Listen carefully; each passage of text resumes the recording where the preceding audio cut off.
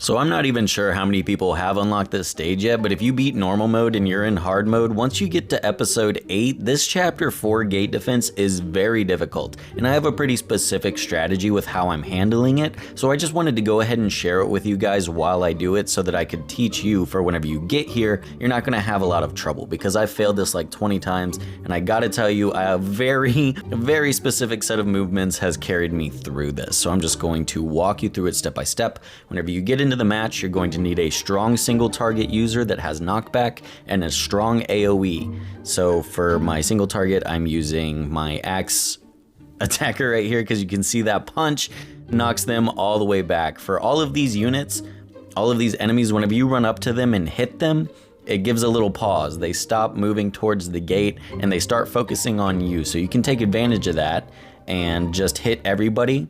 But whenever someone starts getting too close, you're going to want to use your like single target punch to knock everyone back. And whenever you hit somebody into a group, it knocks back the entire group. This is all the more reason to have an axe user on your team, because anybody that's hitting me, I'm able to tank it and not get knocked down myself, all the while knocking them into the enemies. Whenever the timer runs out, we go to the next wave. My sword user, and you could use anybody for them really, that's optional, but you see real quick just how I'm hitting everybody, knocking them up in the air, and then moving back, trying to keep everybody from moving towards the gate. That's because more enemies are going to spawn, like right here. Whenever people spawn, if they just keep spawning and it becomes to be too many people, if you're not like crowding them all in a big group, then you will get overwhelmed. See people moving towards the gate and just ignoring me, just give them a big, like a single hit, and they'll take a pause. None of these enemies in the first 2 waves should really give you any trouble,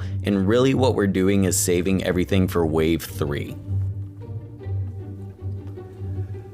So right here you can see anybody that gets too close, I'm just trying to knock them away. Now whenever wave 3 comes around, we're going to start using our AoE, and that's going to be my Kirsch, the other pink hair girl I have, my spear user, so that you can sort of mitigate how many enemies are going at the gate at one time.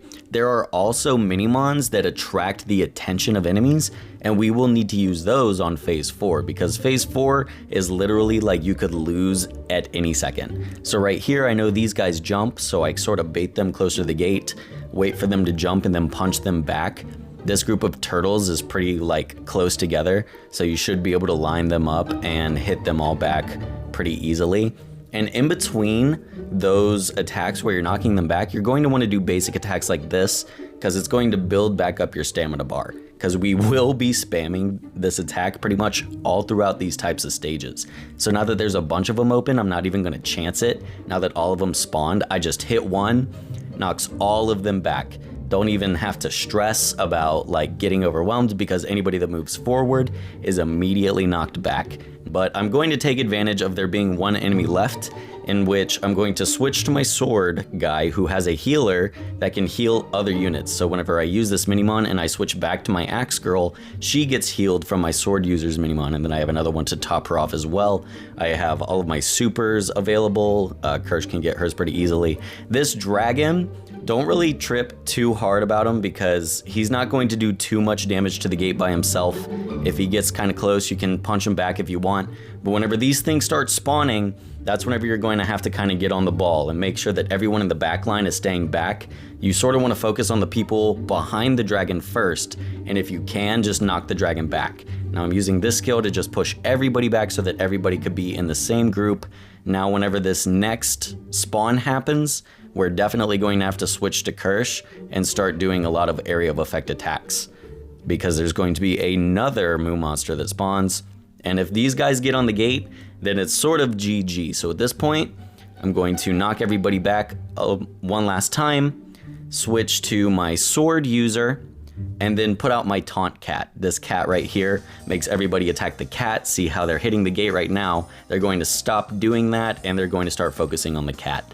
I have another cat on my Kirsch just in case this one doesn't cover the entire duration, but with only 30 seconds left and another use of a cat, all of these AoE attacks that just help keep enemies crowd controlled, you also want to make sure that your area of effect attack has knock-up, because that's very important. And with that area of effect spam, I was just able to absolutely destroy everybody.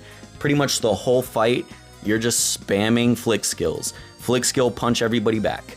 Flick skill, punch everybody back. Whenever you get to the end of wave 3, you're about to need to go ham. So that's how you're gonna take care of this stage. I know maybe everybody's not quite here yet, but you will get here, and hopefully this saves you a lot of time whenever you do, because it took me like probably 20 tries to figure it out.